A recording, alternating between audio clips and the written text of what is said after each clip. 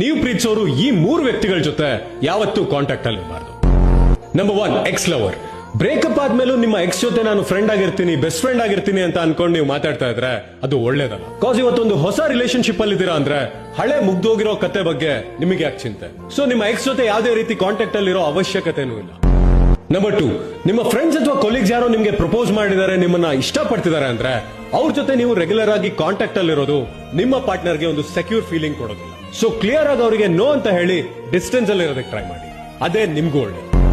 Number 3, past ಅಲ್ಲಿ ನಿಮ್ಗೆ ಒಬ್ರು ಇಷ್ಟ ಆಗಿದ್ರು, ಕ್ರಶ್ ಆಗಿತ್ತು ಅನ್ನೋ ಯಾರೇ ವ್ಯಕ್ತಿ ಇದ್ರು ಒಂದು ಹೊಸ ರಿಲೇಶನ್ಶಿಪ್ ಬಂದ್ಮೇಲೆ ಅವ್ರ ಜೊತೆ ಕಾಂಟ್ಯಾಕ್ಟ್ ಅಲ್ಲಿ ಇರೋದಕ್ಕೆ ಟ್ರೈ ಮಾಡಬೇಡಿ. ಬಿಕಾಸ್ ಈ ತರ ಡಿಸ್ಟ್ರಾಕ್ಷನ್ಸ್ ನ ನೀವೇ ಅಲೋ ಮಾಡ್ತಿದ್ದೀರಾ ಅಂದ್ರೆ ಒಂದಲ್ಲ ಒಂದು ವೀಕ್ ಪಾಯಿಂಟ್ ಅಲ್ಲಿ ಅದೇ ನಿಮಗೆ ಪ್ರಾಬ್ಲಮ್ ಆಗೋದಕ್ಕೆ ಸ್ಟಾರ್ಟ್ ಆಗುತ್ತೆ.